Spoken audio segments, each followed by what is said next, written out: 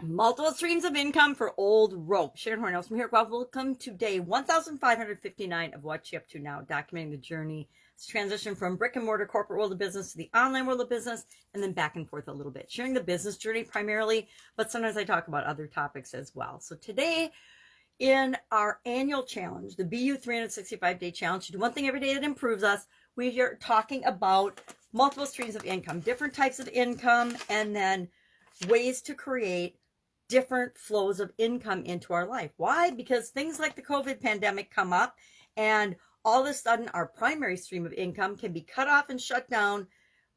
Things outside of our control happen, and all of a sudden our business doesn't exist anymore. I heard something really alarming yesterday that in the last month, 16 different food processing businesses have either burned down, been hit by planes, or something's happened to them. And I just think it's fascinating, since that's an industry I was intimately involved in for over 3.5 decades, to see that some of those things are happening. And there's some belief that it might be due to terrorism, to limit the food supply, to cause more inflation and more panic in America. Like, we don't have enough fear and interesting craziness going on. We need to have ways of more of it being spread throughout the country. It's just kind of mind-boggling to me. So we're talking about multiple streams of income, which is an example of COVID, and then terrorism, which we never thought was a huge deal before, but obviously is a huge threat right now. Apparently riots took out thousands of businesses in the Minneapolis area alone. Not sure how many they took out countrywide from the George Floyd riots in 2020. So a lot of craziness going on in America that I think a lot of us that are older would never have anticipated or expected things to be happening like this in our country. This is my I guess, opinion being shared that it's not even on topic today, but it's obviously on my mind because it came out of my mouth.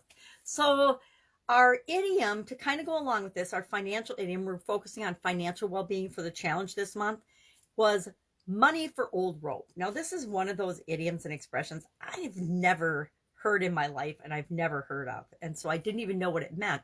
And as I was researching to find out what it meant, it's one of those idioms that has a whole lot of folklore behind it, but none of it based in fact or reality. There's a lot of folklore saying that widows and children were kept in workhouses where they would tear apart old ropes to be used as caulk on sailing ships. Now, it turns out that there's absolutely no truth or connection to that story, but it makes for a good story, right? Wow, that's a lot more interesting than just thinking that it means easy money. And it came from the British Army from World War I and became popular because a gentleman by the name of James Curtis used it in his book Gilt Kids in 1936. And it became popular in the 1930s then on. Now, again, here in the United States, I have personally never been exposed to and never heard that term. So it was a new one for me, but I certainly understand the concept of easy money. And that definitely ties into multiple streams of income. A lot of streams of income that we want to acquire and get to work for us in our lives are passive streams of income. Active versus passive income.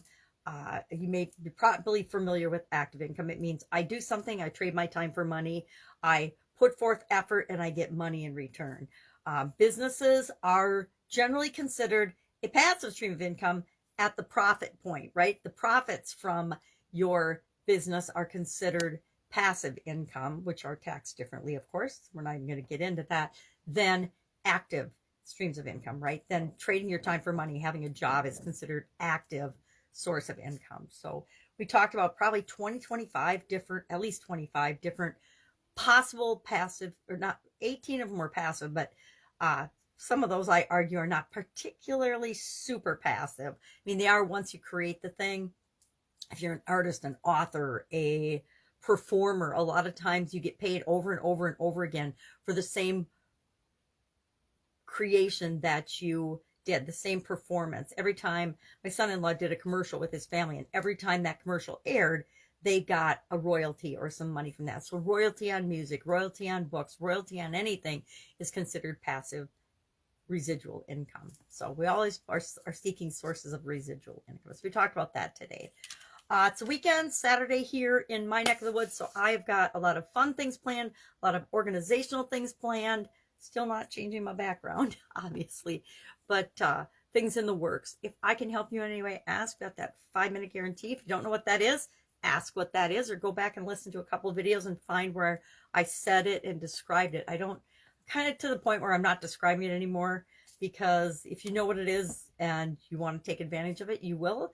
If you don't, you'll have to listen to me for a few times till you figure out what it is, and then decide, hey, is that for me or not? Is that something that could help me get over the hurdle or the stuck point that I might feel like I'm in especially in business areas or aspects of your life, but can help with other areas and aspects too, because I've been there and done that as well. All right. If I can help you anyway, ask. Otherwise, I'll be with you tomorrow. Have an awesome Saturday.